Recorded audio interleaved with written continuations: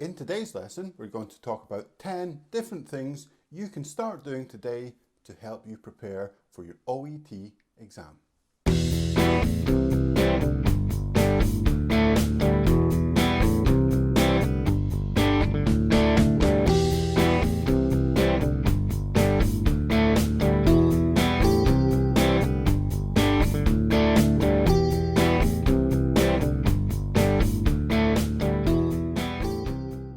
Hello and welcome to OET with Alex. In today's lesson, we're going to talk about 10 things you can do to prepare for the OET exam and also to improve the score that you're going to get. Before we dive into that, remember that I run online OET preparation courses with Atlantic Language School. The next one starts on the 26th of April. Check out the information in the comments to this video for more information. Okay, so the first thing you can do is make sure your general English is at the right level. Most people who do OET need to get 350.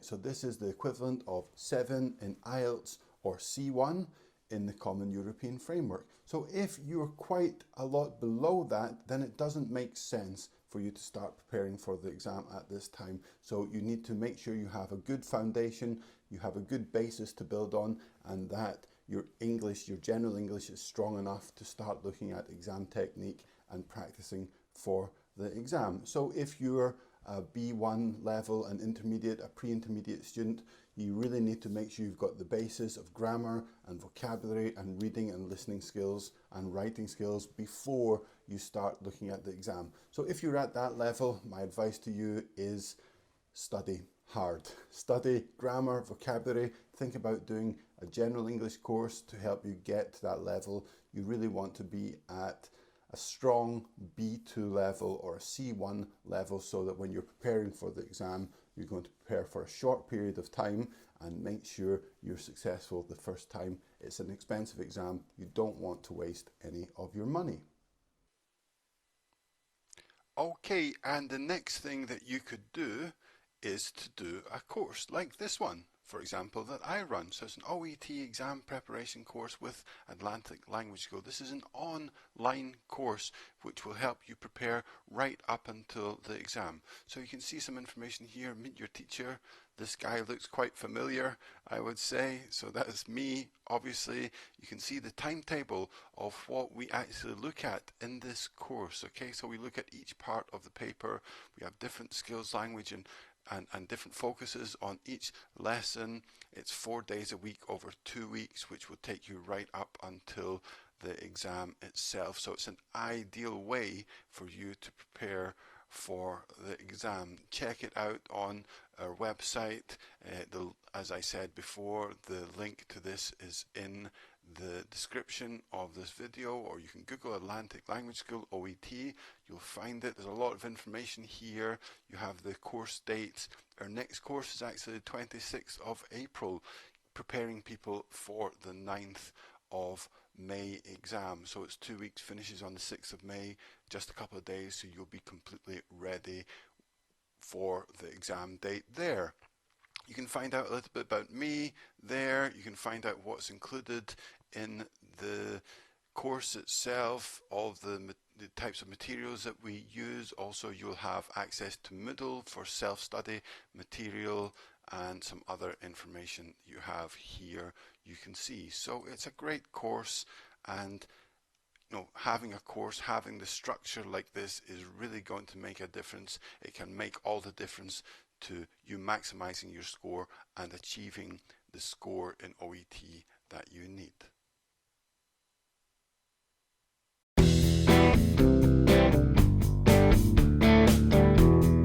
Okay, and the next thing that you could do to help you prepare for the OET is find out about the test structure. Now, the OET official website is a great place to go for that initial information you need about the exam, especially if you're not familiar with it. Go to test information, lots of information here. You can look at the specific papers and learn about these things, learn about the speaking subtest, for example, the role plays, how it's assessed. We'll come back to talk about that a little bit as well, about assessment criteria.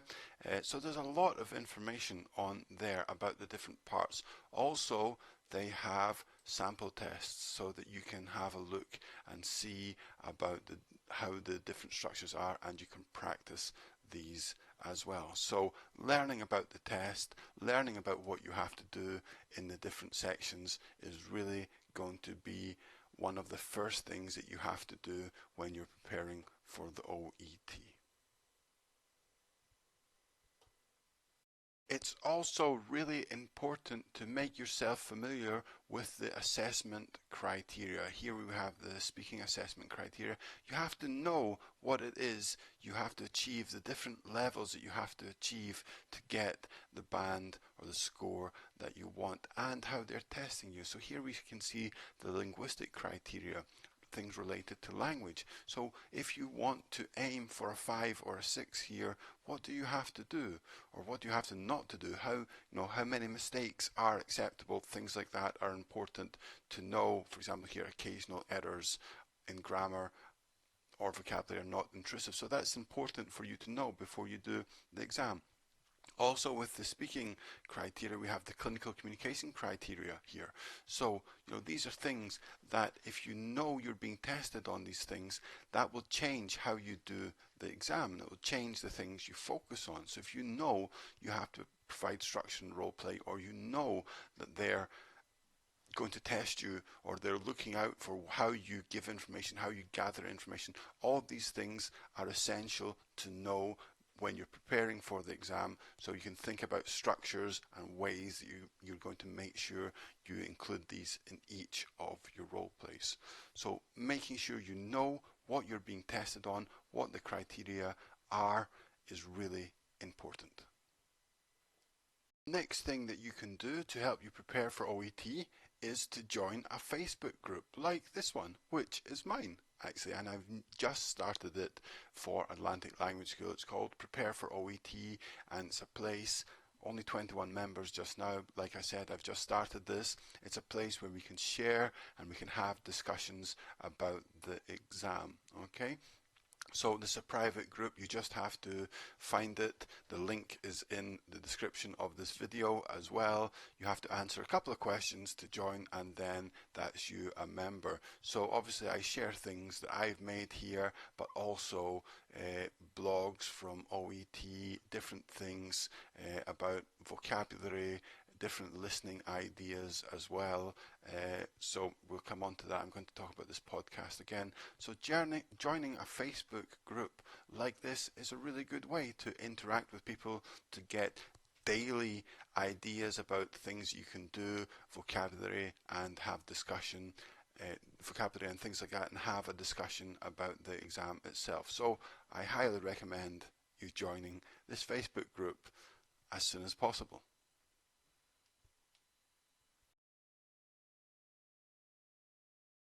Okay, and the next thing you can do is, if you're doing a practice test and you complete it and you're doing it under exam conditions, make sure you analyze the answers. Okay, a lot of people do practice test after practice test and they don't see themselves improving, and that's because they're not spending time after the test looking and finding out why the answer is the answer. This will help you improve a lot. So if you do a listening paper or a reading paper, especially those two, and you do it in the conditions you've got in the under exam conditions, you've got your score, then go back to it, listen to it again if it's a listening, read it again in more detail, find where the correct answer is, analyze your mistakes, and that's really going to help you improve next time, okay? Just doing tests over and over again is not going to help you unless you're practicing some kind of techniques or something like that. So that's a really good piece of advice. Look at the answers, analyze your results, analyze the mistakes you made, and find out why you made them, so that you're aware of these things for the future. So the next thing that you can do to help you prepare for the test is, don't make everything a test. Don't make it all about the exam.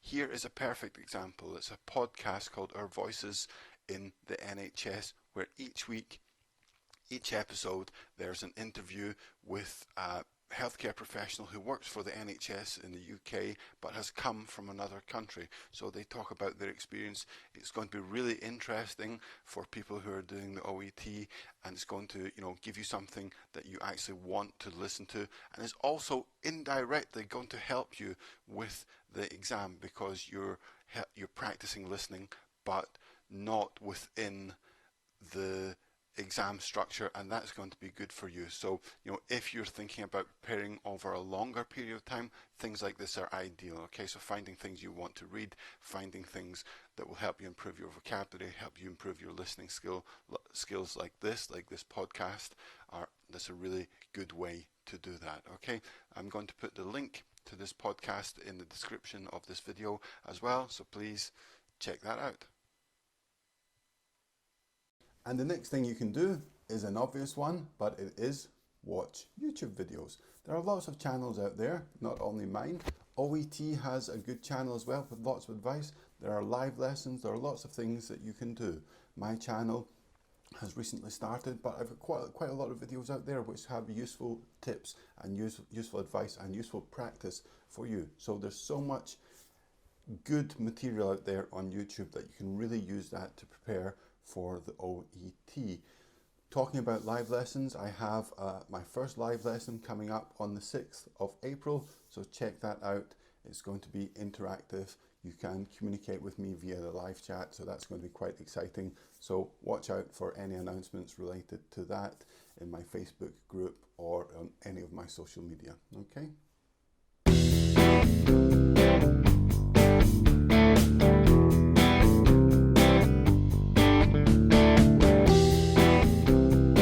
And the next piece of advice, or the next thing you can start doing to help you prepare for OET, is learn techniques to help you improve your score. Like with any exam, there are techniques that can help you. So for example, if you're doing the reading paper, having an understanding of the type of question it's asking, is it a gist question, is it specific information, and the technique that you're going to use to be as efficient as possible. For example, if you're doing reading, are you going to skim a text, then identify keywords in the questions, then go back and scan? That's a really efficient way, and something I talk about in my reading videos. Please check them out. So that's a really efficient way to maximize your time in the reading paper and make sure you get the correct answer more often than not. So, these techniques can really improve your score by,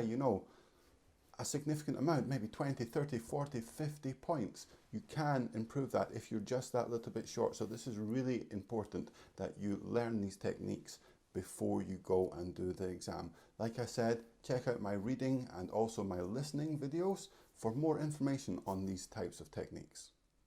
Okay, and the final thing in our list today, the 10th thing that you can do to help you prepare for the OET exam, is to know your weaknesses and to put a plan into place. Okay, so if you can use testing for this, you can use the sample tests that are on OET's website.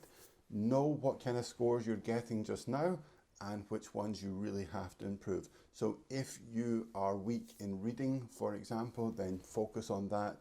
Put a plan together, have a plan of having some exam practice and some extensive reading practice as well, and know how you're going to build that up, and put a plan into place for a month, 2 months, however long you need to make sure you improve that aspect. So that's going to be individual to you, that plan and how you're going to improve. If vocabulary is a problem and you want to improve your vocabulary related to your profession, there are medical English books out there that you can use.